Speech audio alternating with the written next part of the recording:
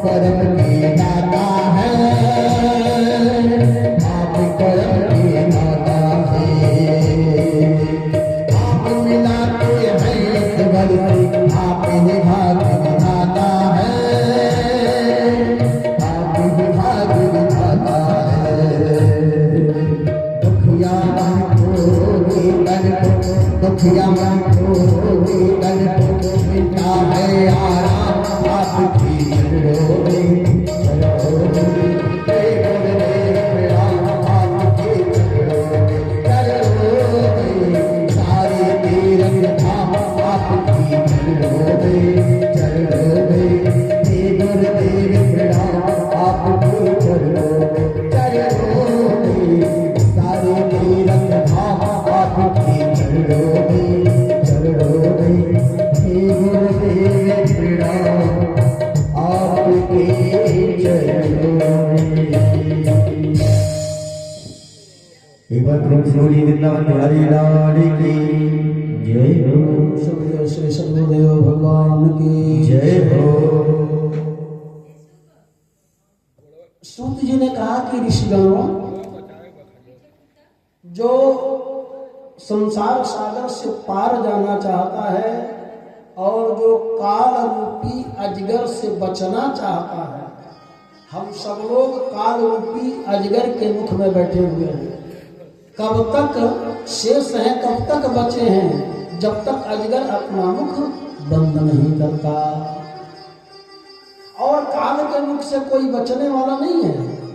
काल किसी को जो है, काल भी भगवान का स्वरूप है। काल के अधीन ब्रह्मा विष्णु महेश रुद्र सबको काल के अधीन रहना पड़ता है। ब्रह्मा का जब समय समाप्त हो जाता है, समाप्त हो जाते हैं। सबका समय निर्धारित है। काल के वशीभूत सब लोग हैं और काल किसी को छोड़ने वाला नहीं है। आज नहीं तो कल काल के गाल में सबको जाना पड़ता है।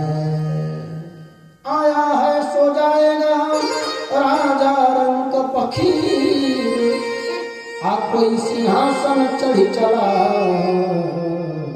कोई बधा जिंदगी। तो जो आया है वो जाना है, और जब जाना है तो अपना कल्याण कर लेना चाहिए। गुरु जी क्या करें, तो यदि आपको कल्याण करना है तो कलयुग में भागवत भगवान का आश्रय लेना है। कुछ मत करो, भगवान की कथा सुनो। भागवत भगवान की कथा सुनने से काल का भय जो है भाग जाएगा। हम लोगों को काल का भय जो है नहीं लगेगा। ये भागवत कथा की महिमा है। अच्छा ऋषिगणों, एक महिमा और है। मन को पवित्र करने के लिए भागवत से बढ़ के कुछ नहीं है, क्योंकि मन जो है बहुत ही चंचल है। अर्जुन ने भगवान कृष्ण से कहा, असंशयम महाबाहो मनो दुर्निग्रहम चलम। अर्जुन ने कहा कि भगवान बड़ी विचित्र मन की गति है, कैसे इसको कंट्रोल किया जाए। तो भगवान ने कहा कि अभ्यास के माध्यम से मन कंट्रोल होगा। भगवान की कथा सुनने का अभ्यास अपने जीवन में ले आए, उसी का जीवन धन्य है जिसके अंदर भगवान की कथा सुनने का अभ्यास है। और भगवान की कथा सुनने से मन जो है निर्मल हो जाएगा, क्योंकि मन की गति जो है बड़ी अटपटी है और मन मक्खी के समान है। मन विषय में ही लगा रहना चाहता है। 1000 किलो की मिठाई रख दीजिए तो मक्खी कहाँ जाएगी, और वही जो है कूड़ा करकट रख दीजिए तो मक्खी जो है मिठाई के ऊपर नहीं बैठेगी, वो कूड़ा करकट के ऊपर जाकर बैठेगी। कूड़ा करकट के ऊपर ही बैठेगी, क्योंकि उसका स्वभाव है। इसलिए मन के अंदर जन्म जन्मांतर से विषय वासनाएं जो है टिकी हुई हैं, जिसके फलस्वरूप उसका मन जो है परमात्मा की कथा में नहीं लगता। और यदि लग जाए तो मन जो है निर्मल हो जाता है। मन के हारे हार है, मन के जीते जीत। मन एवं मनुष्याणाम कारणम बंध मोक्षयो। हमारे शास्त्र उद्घोष करते हैं कि बंधन और मोक्ष का कारण अपना मन ही है। मन की ही सब गति मन की ही है, और मन आपका जहां है वहीं का फल मिलता है। इसलिए परमात्मा को मन में लगाइए, यही विशेषता है। कुछ करने की आवश्यकता नहीं है, केवल आपका मन परमात्मा में लगाना पड़ेगा। और जब परमात्मा में मन लग जाएगा तो मन निर्मल हो जाएगा। निर्मल मन जन सो मोहि पावा। हाँ निर्मल जन सो मोहि पावा।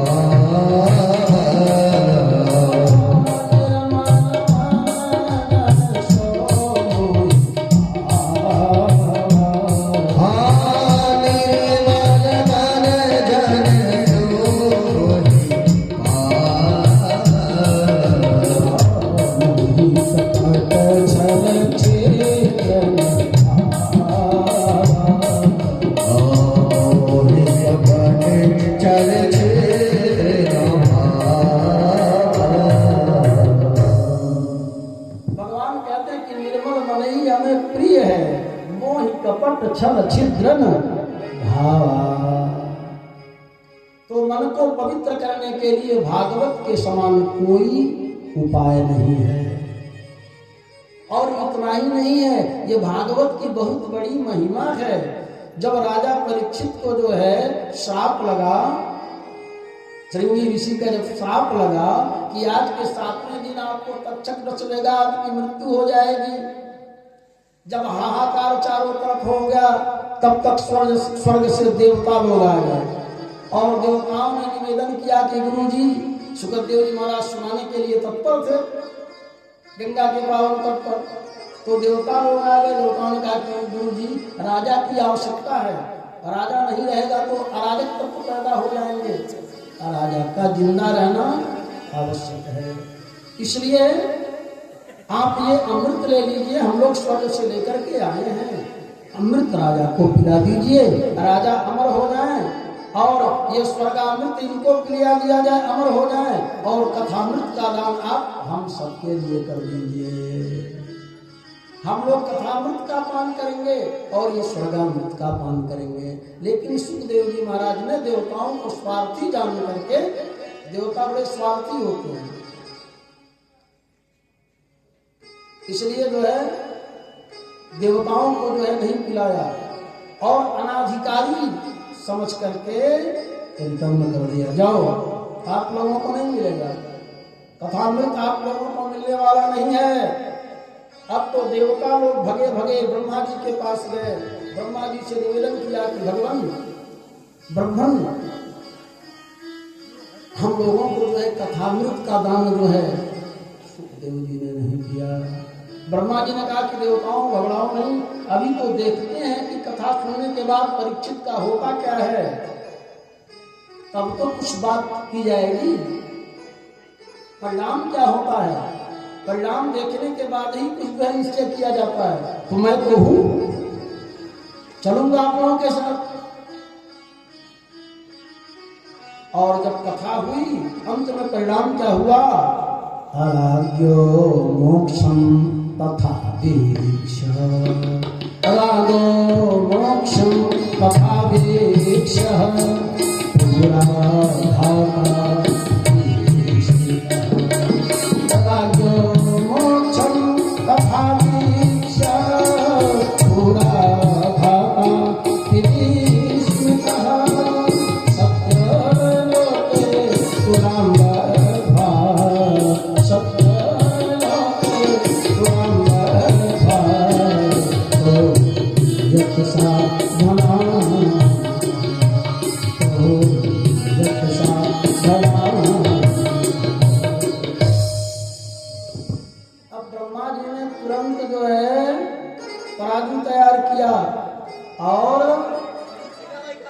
जब मोक्ष देखा तो तराजू पर एक तरफ जो है, एक पलड़े पर भागवत भगवान को रखा, भागवत जी को, एक पलड़े पर अन्य साधनों को रखा, लेकिन भागवत जी का पलड़ा नीचे चला गया और घोषणा कर दी ब्रह्मा जी ने, मैं निरे भगवत ध्रुवम शास्त्रम भागवतम कलौ। ये कोई पोथी नहीं है देवताओं, यह साक्षात भगवान का स्वरूप है और कलयुग में जो लोग इसका आश्रय लेंगे उनका जो है दुख दूर हो जाएगा और उनका मन निर्मल हो जाएगा और उन्हें भगवत प्राप्ति हो जाएगी। प्रेम से बोलिए भागवत भगवान की जय। अब देखिए दोनों में क्या विशेषता है। अच्छा, स्वर्गामृत जो है किसको पिलाया जाता है? आपने बहुत पुण्य किया, धर्म किया, यज्ञ किया, आपको स्वर्ग का अमृत मिला। माने पुण्यात्माओं को स्वर्ग का अमृत मिलता है, लेकिन कथामृत का दान सबको किया जाता है। वो गरीब हो, धनी हो, पापी हो, दुराचारी हो, सबको भगवान की कथा सुनाई जाती है, सबको मिलता है।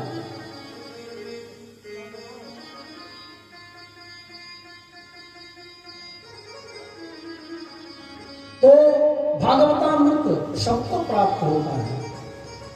अच्छा, स्वर्ग पुण्यात्माओं को प्राप्त होता है, भगवान की कथा सबको मिलती है।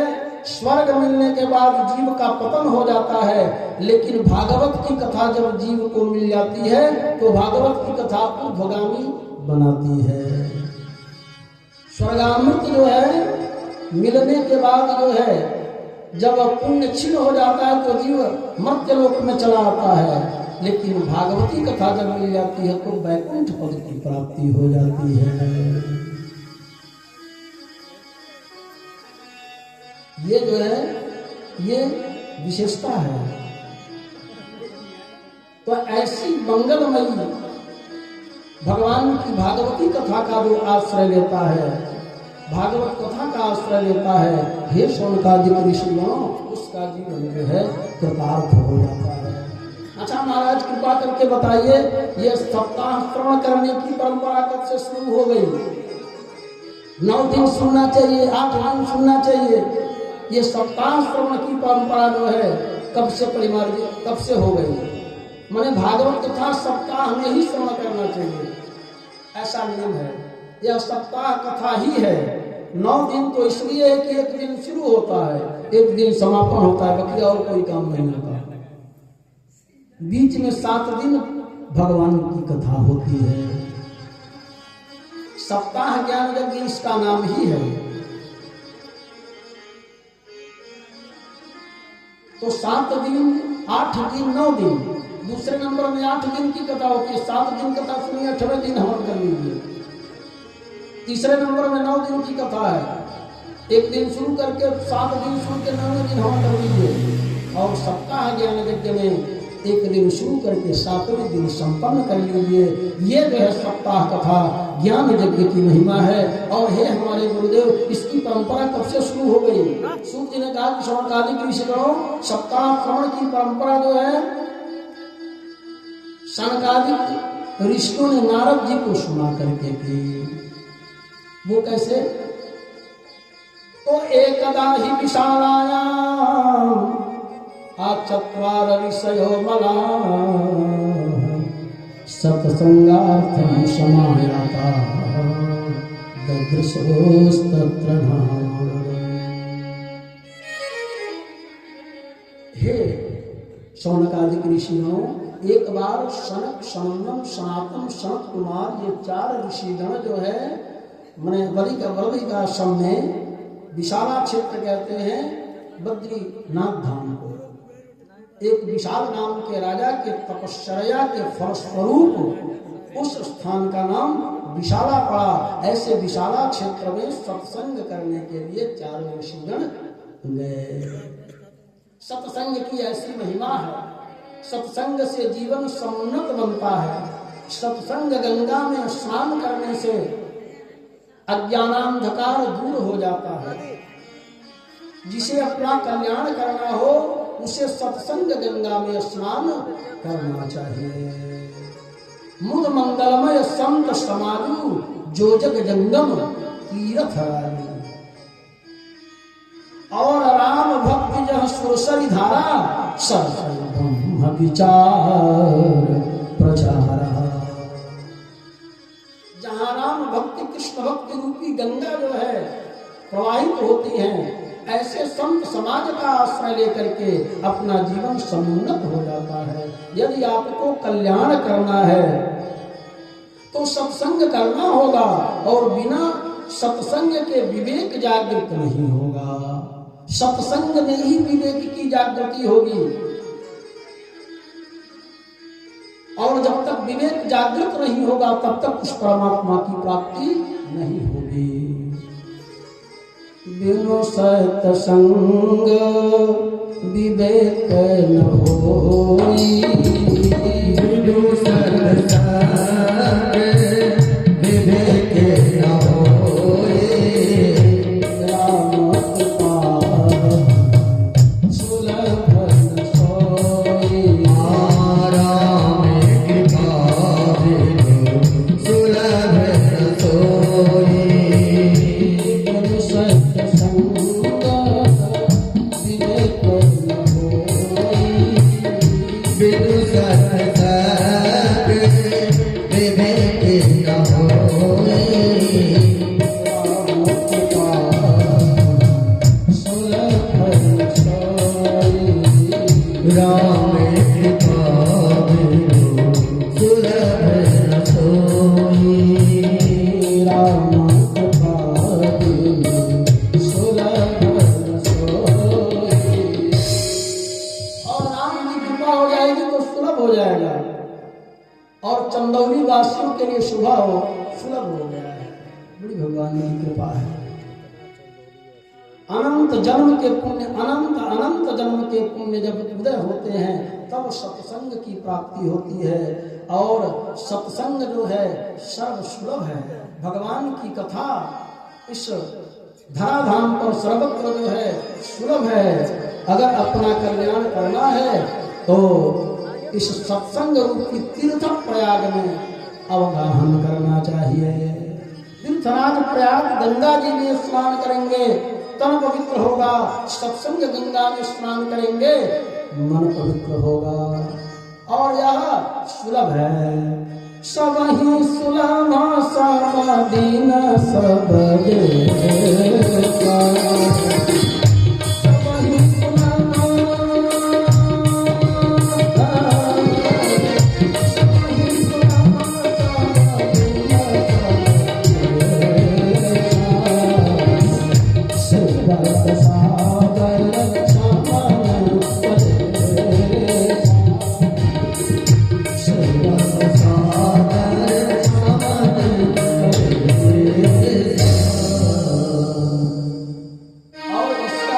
करने से क्लेश दूर हो जाता है। जीव क्लेशाक्रांत है, वह क्लेश दूर हो जाता है और आनंद की प्राप्ति हो जाती है। जिनको जीवन में मिला सत्संग उसे हर घड़ी आनंद ही आनंद। जिनको जीवन में मिला सत्संग उसे हर घड़ी आनंद ही आनंद है। जिसका हरि से जुड़ा संबंध है, और जिसका हरि से जुड़ा संबंध है, उसे हर घड़ी आनंद ही आनंद है।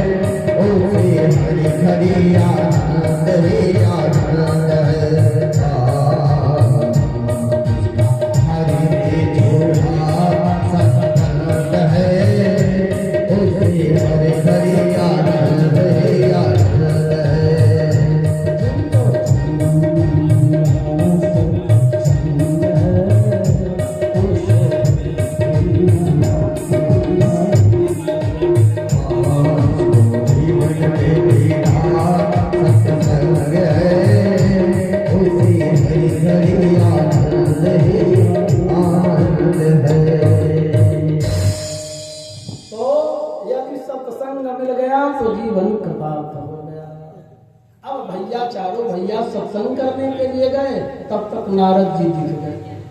अब बेचारे नारद जी दिखे तो, लेकिन मुंह लटकाए हुए दिखे। तो ऋषियों ने प्रश्न किया कि नारद जी, अरे भाई, कथम ब्रह्मण दीन मुखा कुतश्चिंता त्वरितं गम्यते कुत्र कुतश्चागमनं तव। अरे महाराज, आप जो है इतने बड़ी ऋषि हैं और मुंह लटकाए जो है कहाँ चले जा रहे हैं, कहाँ से आ रहे हैं, कहाँ चले जा रहे हैं। लगता है आपको देखकर ऐसे लगता है जैसे किसी कृपा का धन चला गया हो, खोज रहा हो, कौड़ी गिर जाती है। कृपण का जो है थोड़ा सा धन गिर जाए तो वो उसको नींद नहीं आती, बेचैन हो जाता है। जैसे कृपण का धन लूट गया हो और वह संतप्त हो, ऐसे आपका मुखमंडल दिख रहा है। ये तो बढ़िया बात नहीं है। अरे आप महाराज, आप जो है परम संत हैं, आपकी प्रेरणा से जगत का कल्याण होता है। जब आप ऐसे मुंह लटकाए घूमेंगे तो जगत की शिक्षा कौन देगा? अरे संतों का धन तो परमात्मा का नाम है, नाम रूपी धन ही परम धन है, जिसका चोरी कोई नहीं कर सकता। ये कौड़ी को तो कोई चुरा सकता है, लौकिक धन को कोई चुरा सकता है, लेकिन जो परमात्मा के नाम रूपी जो धन की महिमा है, नाम रूपी जो धन है, उसको कोई चुरा नहीं सकता। महाराज, आप तो परम संत हैं और संतों का धन भगवान नाम है, काहे को चिंता, क्या बात है? तब नारद जी ने कहा कि मेरे अग्रजों सुनिए, हम एक बार जो है मर्त्यलोक में सभी तीर्थों का परिभ्रमण करने के लिए गए। मैंने सत्संग की इच्छा से जो है सभी तीर्थों का परिभ्रमण किया। अहम तु पृथ्वीं जातो ज्ञात्वा सर्वोत्तमामिति पुष्करं च प्रयागं च काशीं गोदावरीं तथा। और इतना ही नहीं, हरिक्षेत्रं कुरुक्षेत्रं श्रीरंगम सेतुबंधनम एवं आदिषु तीर्थेषु भ्रममाण इतस्ततः। मैंने समस्त तीर्थों का परिभ्रमण किया सत्संग की इच्छा से, लेकिन हमें कहीं सुख की प्राप्ति नहीं हुई, हमें आनंद नहीं मिला। हमने तीर्थ बहुत किए। देखिए, अन्य क्षेत्रे कृतं पापं तीर्थ क्षेत्रे विनश्यति, तीर्थ क्षेत्रे कृतं पापं वज्रलेपो भविष्यति।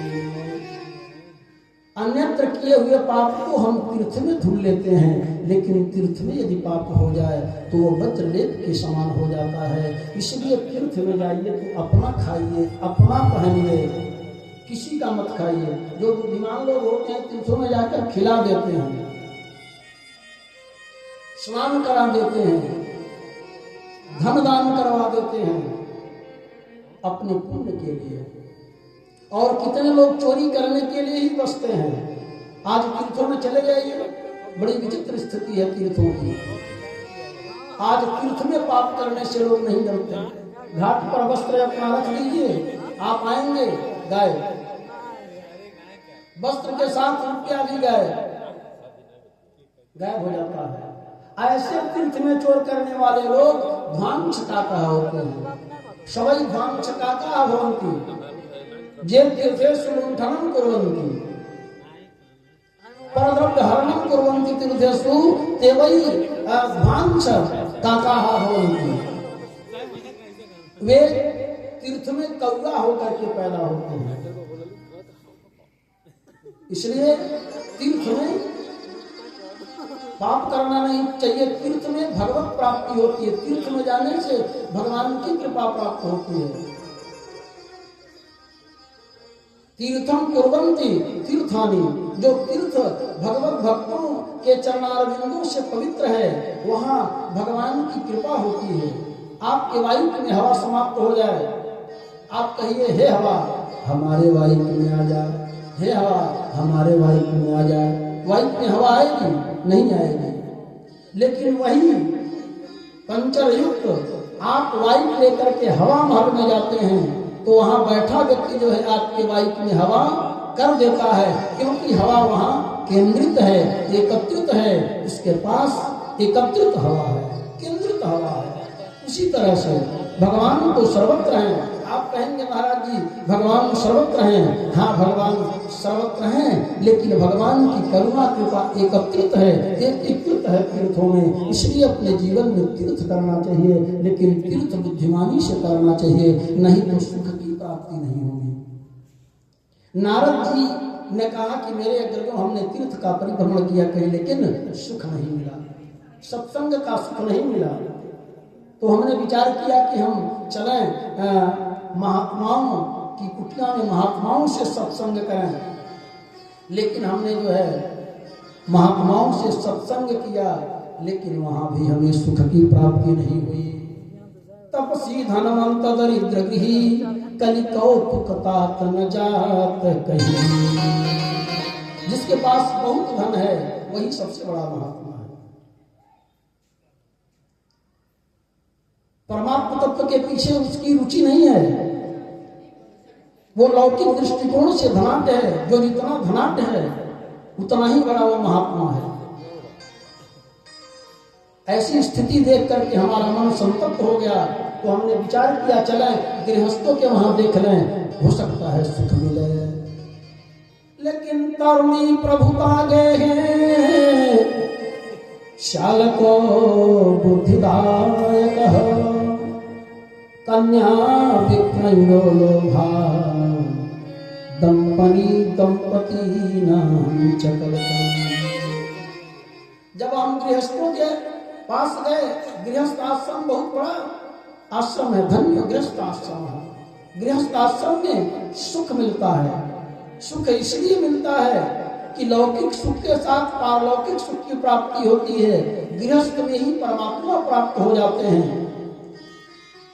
गृहस्थों के घर ही परमात्मा का प्राकट्य होता है। इसलिए गृहस्थ गार्हस्थ जीवन धन्य है। भगवान कृष्ण भगवान राम गृहस्थों के वहां ही अवतार लिए।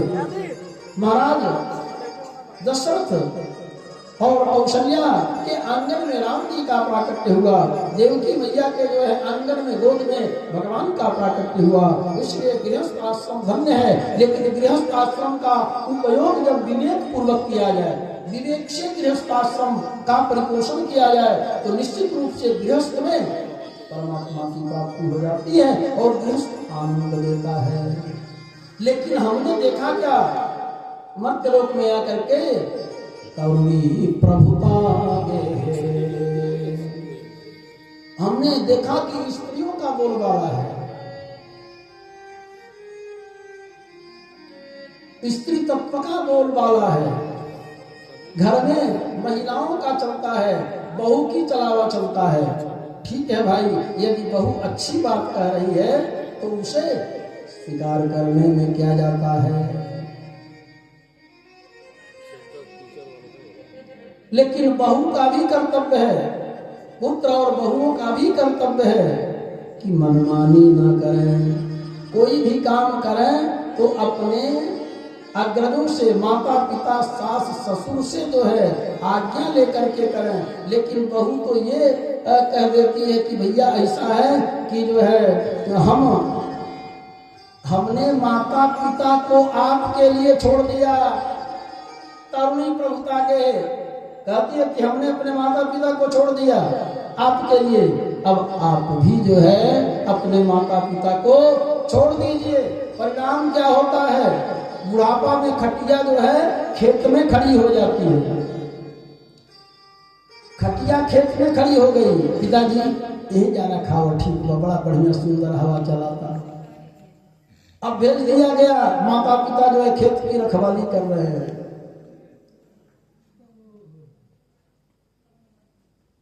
मैं तो यही कह रही हूँ कि अपने माता पिता को वृद्धाश्रम में क्यों नहीं डाल देते हैं। क्या मतलब है, अब तो कोई काम है नहीं, आप पैसा तो सब ले लिए। जब तक माल पानी है, हाँ पिताजी, हाँ माताजी, अरे एकदम बिल्कुल जो है, अरे कोई बात नहीं, 3 भैया नहीं सेवा कर रहे हैं, हम तो हैये हैं। आप खुद सेवा किए। जब माल पानी खत्म हो गया, जब पैसा जो है हाथ से खत्म हो गया, पिताजी माताजी खाली हो गए, हम ही तो बलि का बकरा बने बनी, हमसे ना ही हो पाएगी। अब आप जहां मर्जी वहां जाइए, 4 भैया हैं तो हम ही क्यों सेवा करें। तीन को ही सेवा करने का अधिकार है। अब आप उसके पास जाइए। अब परिणाम क्या हुआ? अब जब बखरा लग गई, 10 दिन तू, 10 दिन तू, 10 दिन तू। अब इस तरह से डिवाइड हो जाता है दिन का, और माता पिता का जो है पोषण होता है। माता पिता जो है भारी हो जाते हैं।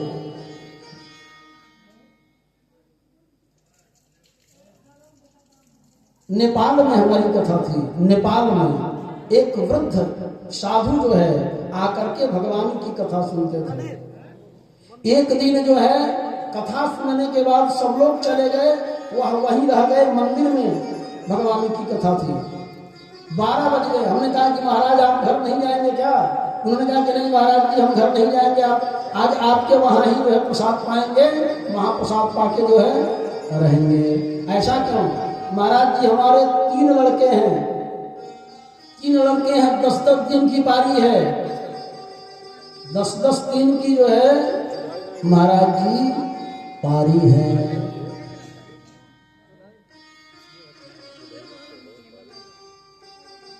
और ये मई का महीना है, और मई की जो है आज 31 तारीख है। तो बताइए हम किसके पास जाएं? 10 दिन 10 दिन 10 दिन तो हो गया, 31 का महीना है महाराज जी। आज हमको कोई बेटा पूछने वाला नहीं है, इसलिए आज हम नहीं रहेंगे।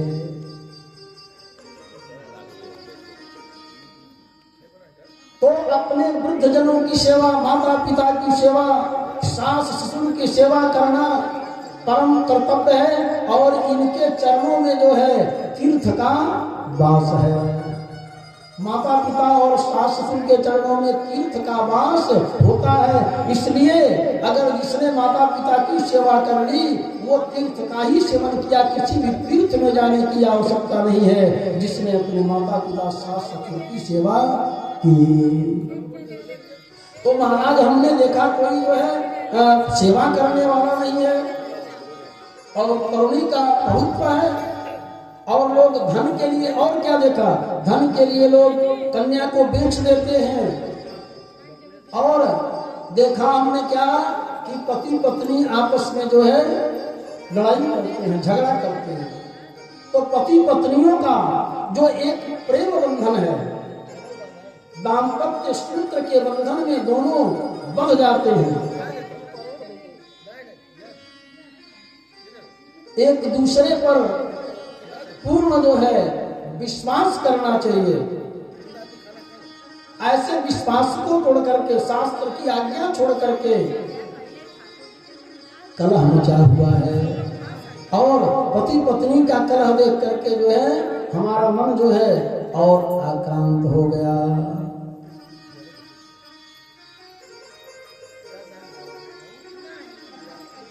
तो ऐसा जो है कलयुग का दोष देख करके हमारा मन जो है क्रांत हो गया।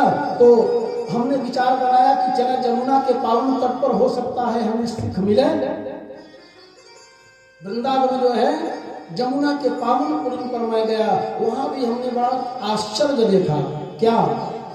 एक तरुणी उदन कर रही थी, और 2 वृद्ध जो है उसके अगल बगल अचेत अवस्था में जो है पड़े हुए थे, और कुछ स्त्रियां जो हैं उस तरुणी की सेवा कर रही थी, पंखे झल रही थी।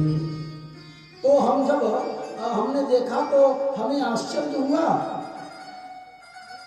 और हमने विचार बनाया कि चलो जरा पूछे कि भाई आप क्यों रो रही हैं, क्या दुख है आपको।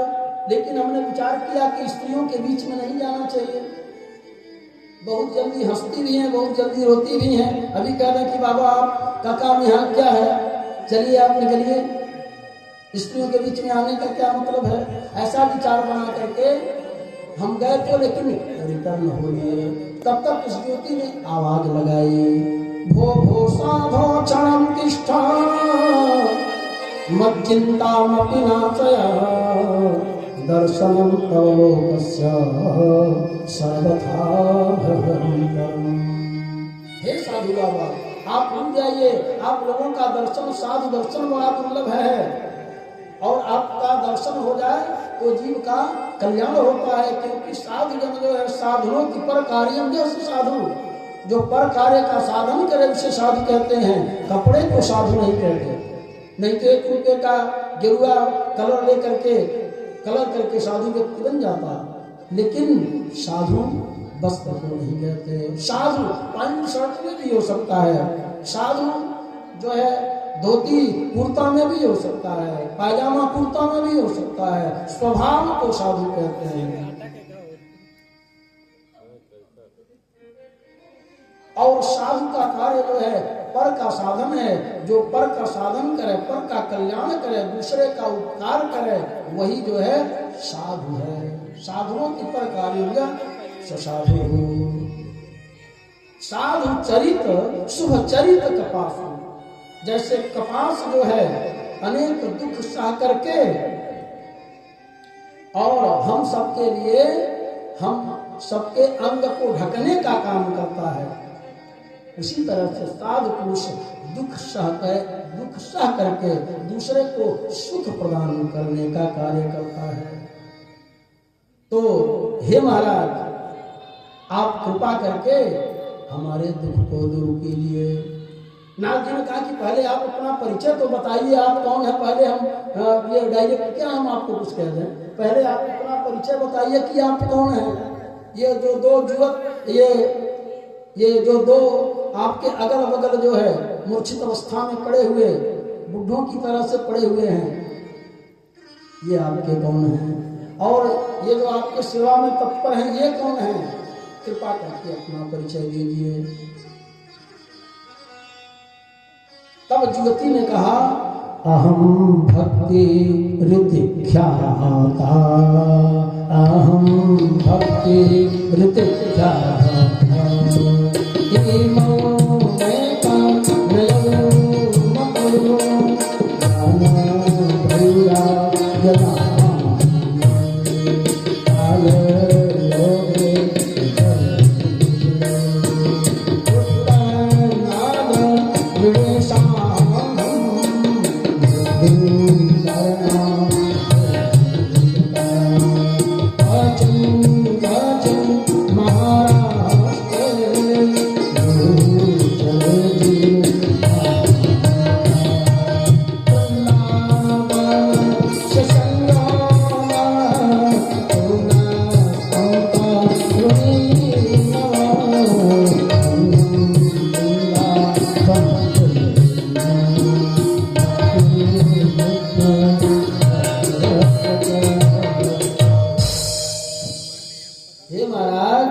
मेरा नाम भक्ति है।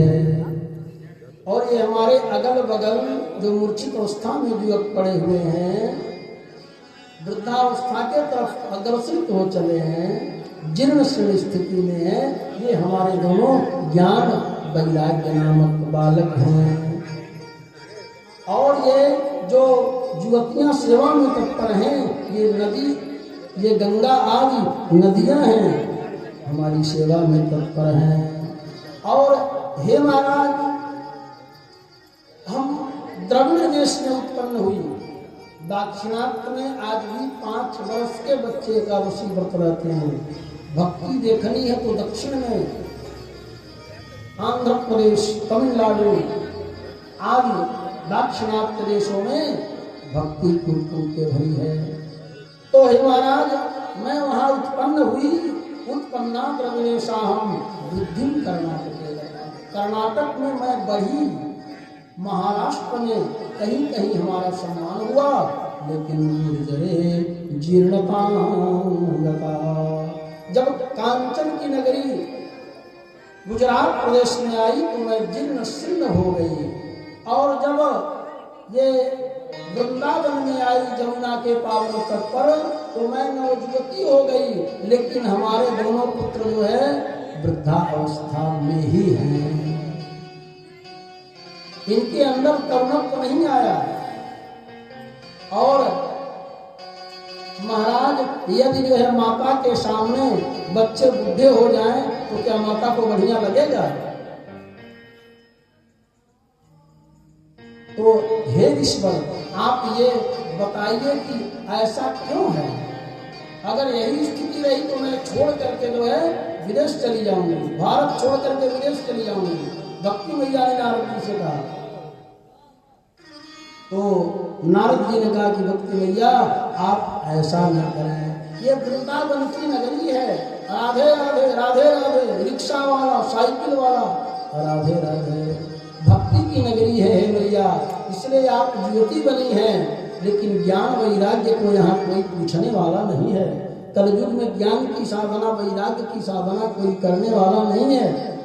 ये कराल कलिकाल है मैया, और यह कलिकाल कठिन और गाढ़ी, यह कलिकाल कठिन और गाढ़ी, पाप परायण सब नर भारी, पाप परायण सब नर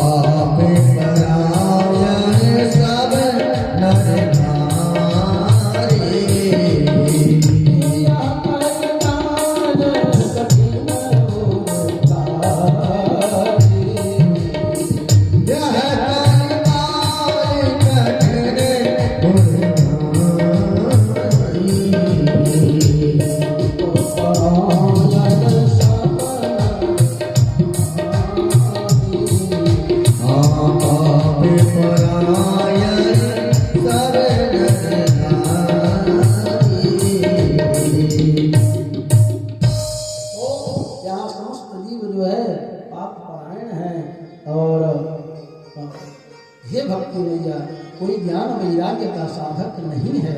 यह कलयुग बड़ा कठिन है।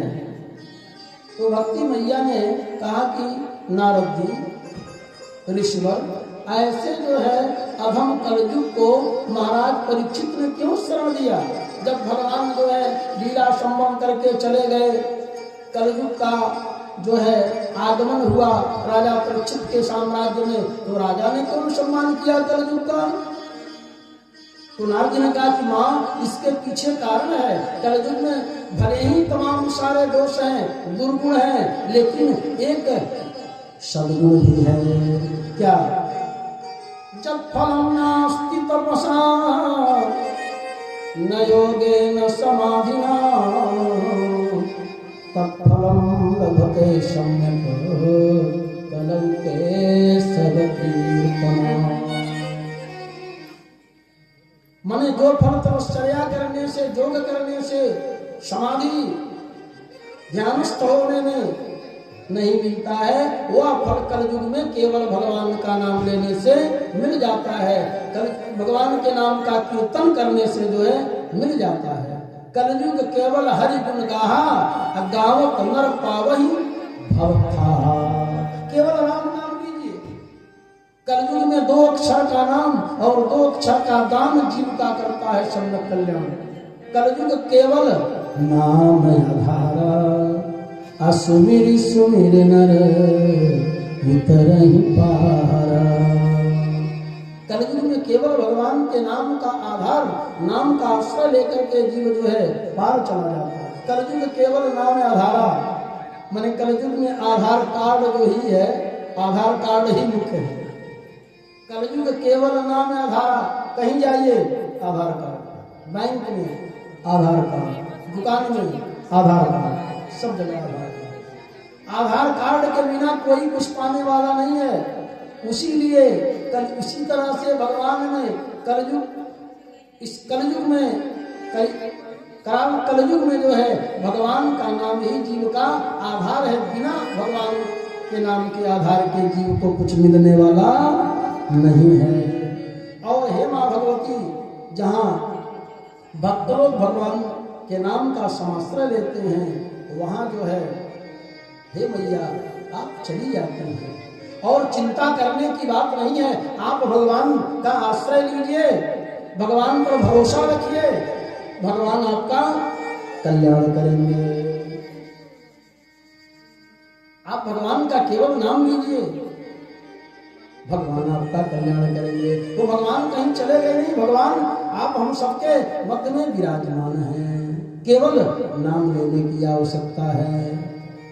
ब्रज के नंदलाला,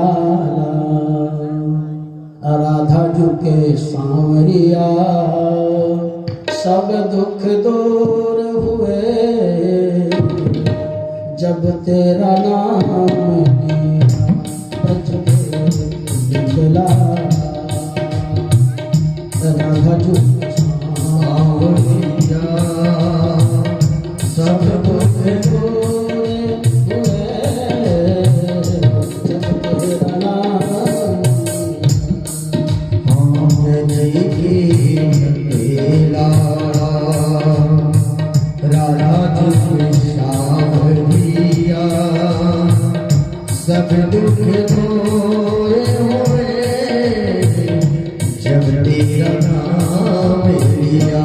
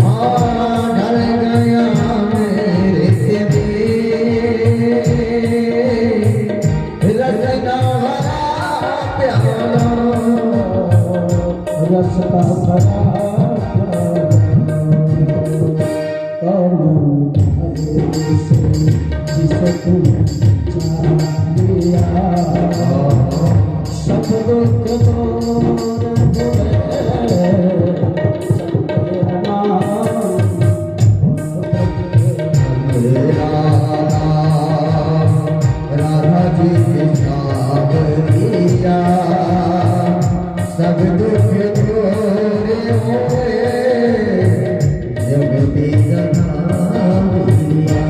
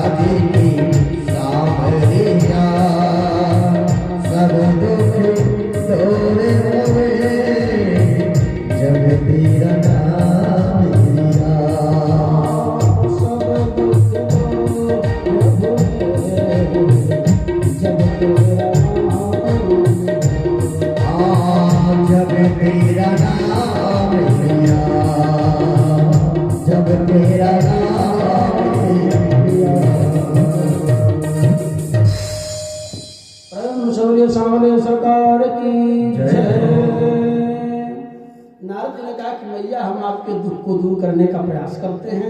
भाई प्रयास करना चाहिए, दुख जो है दूर होता है प्रयास के साथ, भगवान के चरणों का आश्रय और पूर्ण विश्वास के साथ प्रयास किया जाना चाहिए।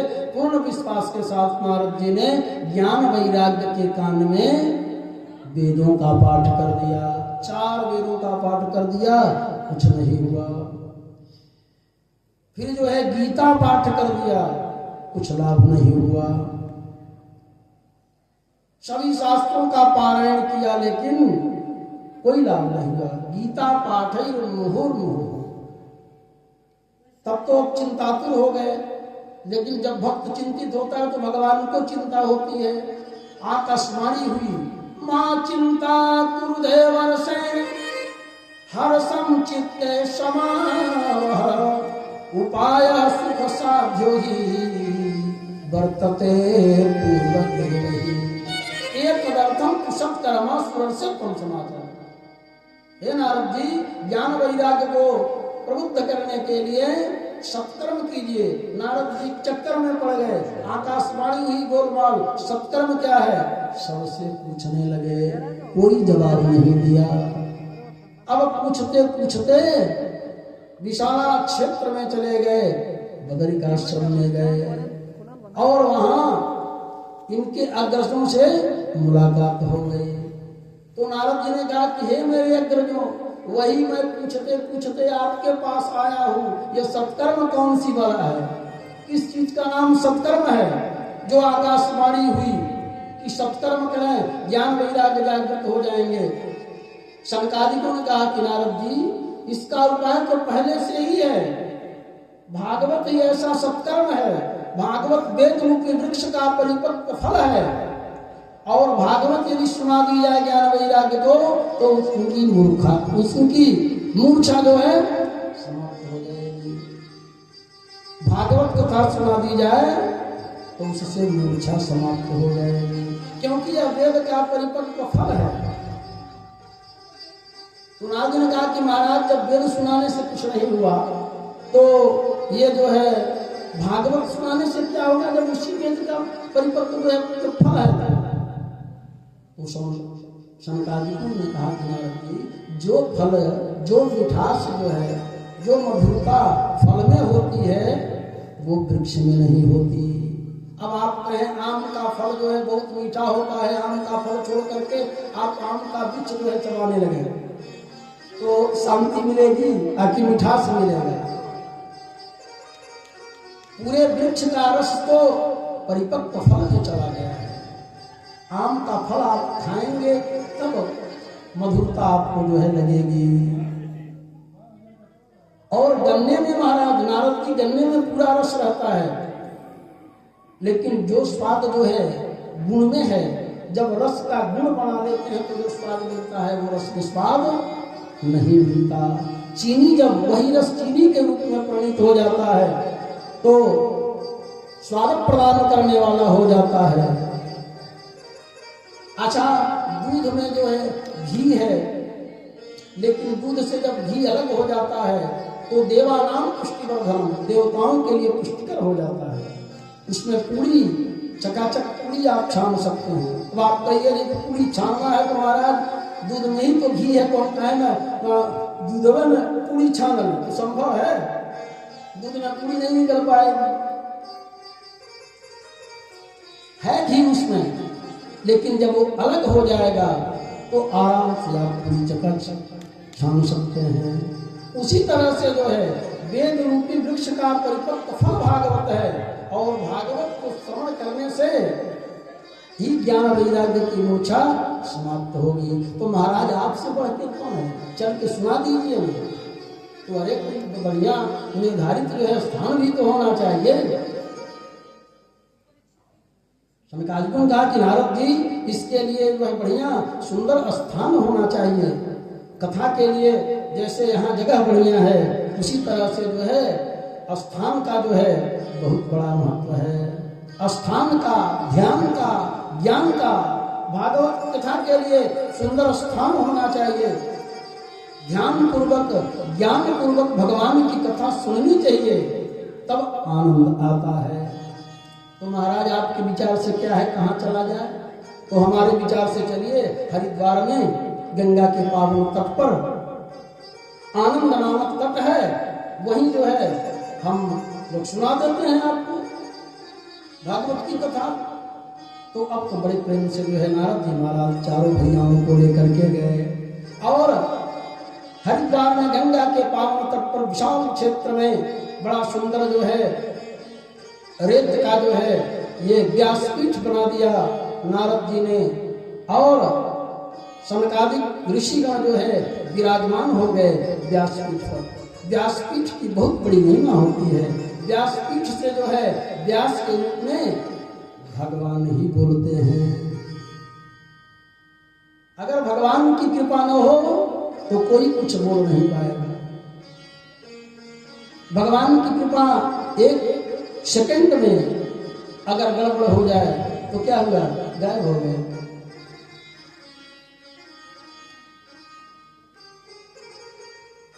दिमाग खत्म हो जाता है, बुद्धि समाप्त हो जाती है।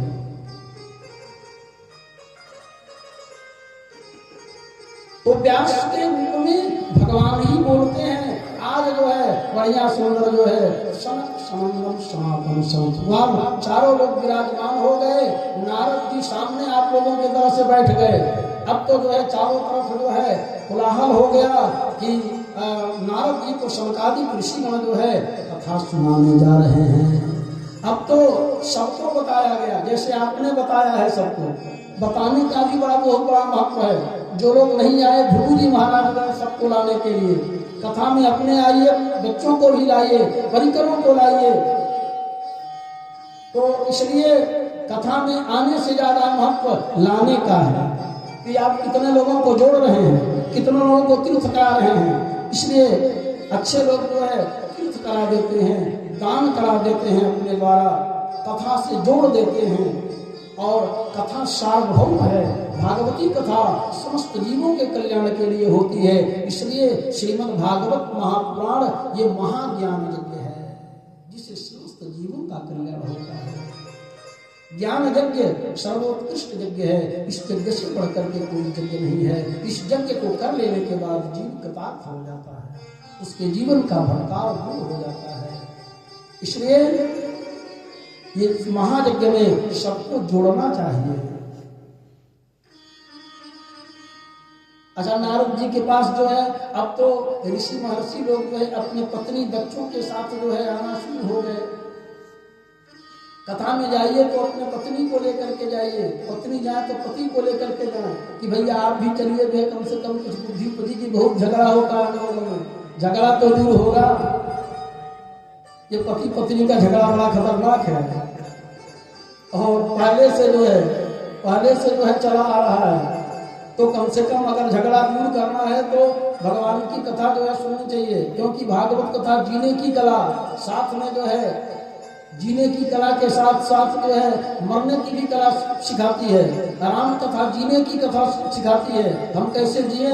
भागवत कथा जीने के साथ साथ मरने की कला सिखाती है। इसलिए भागवत कथा में सबको आना चाहिए। इसलिए ऋषि लोग अपने पत्नी के साथ गए, बच्चों के साथ गए, और जो लोग नहीं आ पाए उनको भृगु जी लेकर के आए। भैया चलिए, आप भी चलिए कथा में। अब तो जो है एक तरफ जो है संत महात्मा ऋषिगण, एक तरफ जो है महिलाएं जो है बैठ गई और नारद जी जो है सामने बैठ गए। क्योंकि नारद जी के पास जो है पत्नी नहीं है, जाना चाहिए तो पत्नी के साथ जाना चाहिए, लेकिन नारद जी महाराज जो है आज जो है अकेले बैठे हुए हैं और अकेले बैठ करके जो है भगवान की कथा सुन रहे हैं और सांकादिक ऋषि का जो है सुना रहे हैं। बड़ा सुंदर जो है विवेचन किया और बड़ा सुंदर जो है विवेचन किया और भागवत की महिमा बताई गई। सदा सेव्या समासेव्या श्रीमद् भागवती कथा जस्या श्रवण मात्रेण हरिश्चित्तम समाश्रये। हे ऋषिगण, बस 10 मिनट के बाद जो है 8:30 बजे आरती होगी। क्योंकि आज हम लोग गंगा वो लेट 4 बजे से, क्योंकि 4 बजे हमारे कलाकार बैठ गए हैं, आज पहला दिन, लेकिन पहला दिन है इसलिए थोड़ा सा जो है तो हे ऋषिगणों, सदा सेव्या श्रीमद् भागवती कथा।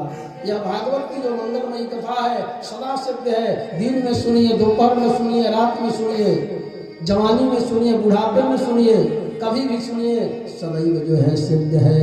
अच्छा हमारा सेवन कैसे का हुई, ऐसा दवाई है कि सब रोग दूर हो जाए।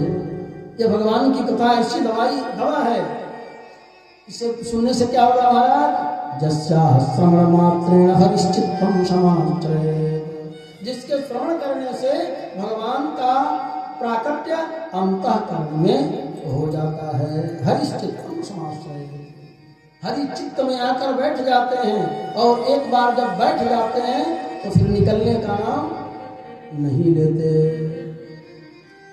भगवान की प्राप्ति हो जाती है। तब तक वहां अलौकिक जो है क्या हुआ, देखते देखते भक्ति मैया जो है अपने ज्ञान और वैराग्य दोनों पुत्रों के साथ जो है आ गई और कथा पांडाल में नृत्य करने लगी। भक्ति सुतौ तौ तरुणौ गृहीत्वा, भक्ति सुतौ तौ तरुणौ गृहीत्वा, स्वरूपा सहसा श्री कृष्ण गहरे मुरारे नाथ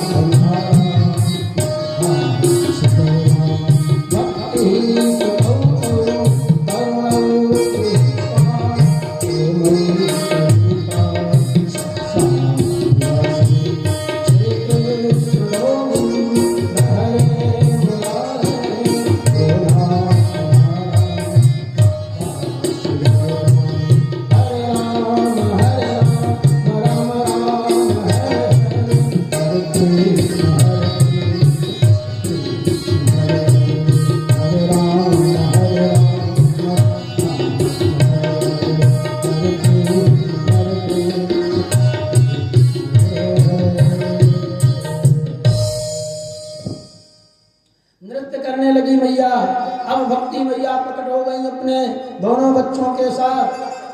अब कहाँ भक्ति मैया की, मैं कहाँ बैठूं,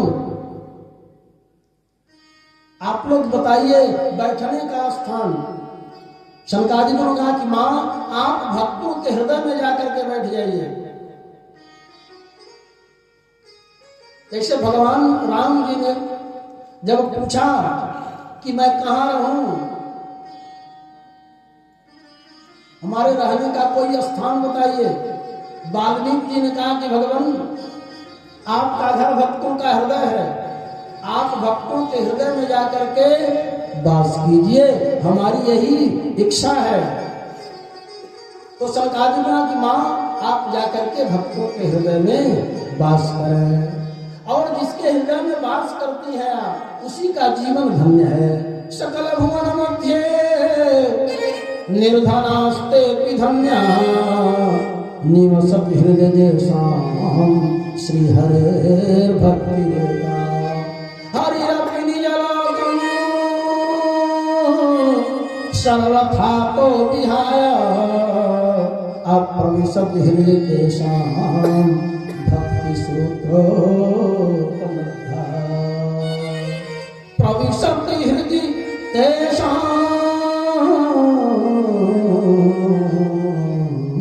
भक्ति सूत्रोपनिधा। तो भक्ति के नाता में, भक्ति के बंधन में बंध करके भगवान उस भक्त के हृदय में विराजमान हो जाते हैं, और जब विराजमान हो जाते हैं तो सब दुर्गुण जो है समाप्त हो जाते हैं। और जब तक जो है हमारा हृदय साफ नहीं होता, हमारा मन पवित्र नहीं होता, तब तक भगवान का आगमन अंतःकरण में नहीं होता, उनकी कृपा नहीं बरसती। जब हम भगवान की कथा सुनते हैं तो सारे काम, क्रोध, लोभ, मोह, मत्सर, विद्या, जितने भी कूड़ा करकट हैं, अंतःकरण में जब छट जाते हैं, चले जाते हैं, तब जो है भगवान का प्राकट्य होता है। यदि हम, आपने कहा कि महाराज जी हमारे घर चलिए, हम आपके घर गए, आप दरवाजे पर कूड़ा करकट रख दिए, तो हम जाएंगे? नहीं जाएंगे, रिटर्न हो जाएंगे। उसी तरह से भगवान भी देखते हैं कि कौन सा घर क्लियर है, किस घर में हम जाने योग्य हैं, हमें कहाँ वास करना चाहिए। किसी घर में जो है कूड़ा करकट हो तो आप रहेंगे? नहीं रहेंगे, नहीं जाएंगे आप रहने के पहले घर की सफाई करते हैं, तब रहते हैं। उसी तरह से भागवत की कथा सुना करने से अंतःकरण की सफाई हो जाती है, तब भगवान का प्राकट्य होता है और यह मन निर्मल हो जाता है और भगवान के चरणारविंदों में लग जाता है। और सहसा जो है ज्ञान वैराग्य के साथ माँ भगवती जो है प्रकट हो जाती हैं, जिसके अंतःकरण में जो है भगवान की भक्ति होती है, भगवान के चरणारविंदों में विशुद्ध प्रेम होता है, उसके अंतःकरण में माँ भगवती का प्राकट्य होता है। बड़ा सुंदर उपदेश किया। और अंत में सनकादिकों से नारद जी ने पूछा कि मेरे अग्रजों कृपा करके यह बताइए, क्या जीवन में ज्ञान और वैराग्य की अभिवृद्धि भागवत कथा सुन करने से होती है? भक्ति के साथ ज्ञान वैराग्य इनका आगमन होता है कि भागवत कथा सुन करने से पापों का भी प्रक्षालन होता है? सनकादिकों का कि नारद जी, भागवत कथा सुन करने से बड़े पापों का प्रक्षालन हो जाता है। भक्ति का प्राकट्य तो होता ही है, लेकिन समस्त पापों का प्रक्षालन हो जाता है। जे मानवा पाप कृतस्तु सर्वथा असदा दुराचार रता विमार्गः क्रोधाग्निदग्धा कुटिलाश्च कामिनः सप्ताहयज्ञे न कलौ पुनन्ति। जिसने पूरा जीवन दुराचार, पापाचार, अनाचार किया है और ये सब करने के बाद मृत्यु को प्राप्त हो गया, ऐसे मरे हुए उस जीव को यदि भगवान की कथा सुना दी जाए, भागवत कथा, तो वो अभी जो है कृतार्थ हो जाता है, वो भी भगवत धाम को चला जाता है। महाराज कोई प्रमाण है? हाँ प्रमाण है। तो प्रमाण श्रवण करने के लिए आप लोग कल जो है 4 बजे आइए, और 4 से 8 कल जो है, 4 से 8 सही है ना, 4 से 8 जो है भगवान की मंगलमयी कथा होगी। और पापों का प्रक्षालन कैसे होता है, इसके बारे में सनकादिक लोग नारद जी को बताएंगे और हम आप लोगों को बताएंगे। तो आइए, अब समय हो गया, मंगलमयी आरती करेंगे। जय जय गोविंद गोविंद गोपाल, जय जय गोविंद गोविंद गोपाल, गोविंद गोविंद गोपाल, जय जय गोविंद गोविंद गोपाल।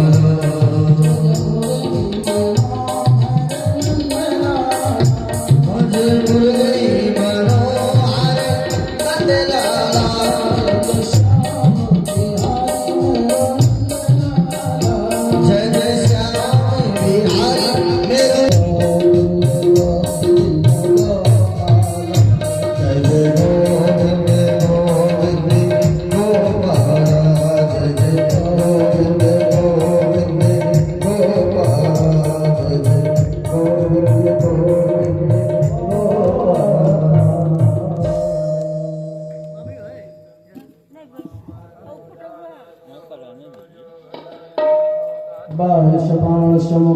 विरजाय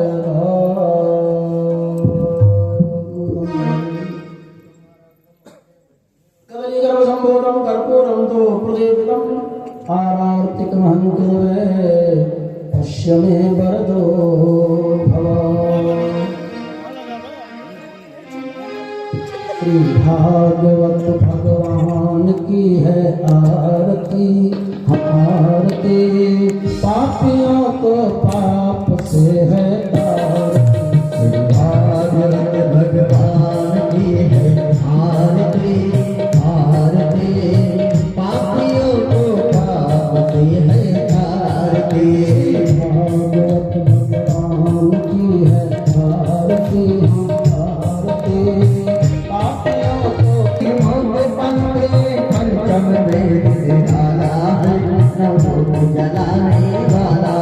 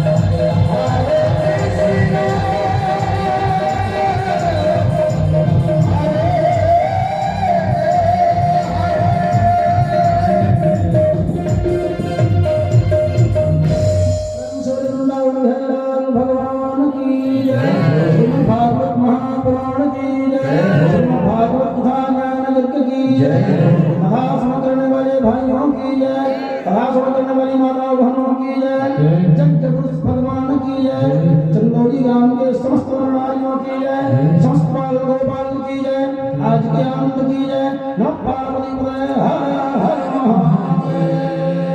जय जय श्री राधे, जय जय श्री राधे, जय जय श्री राधे श्याम।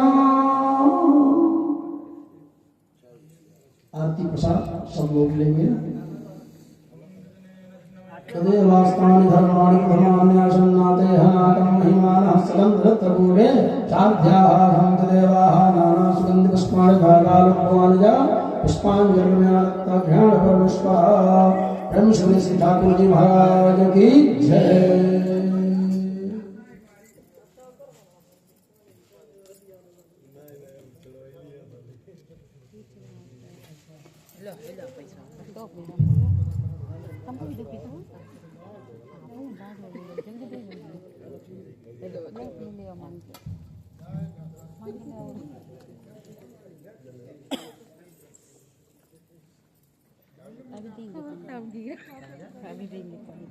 सब लोग आते हैं।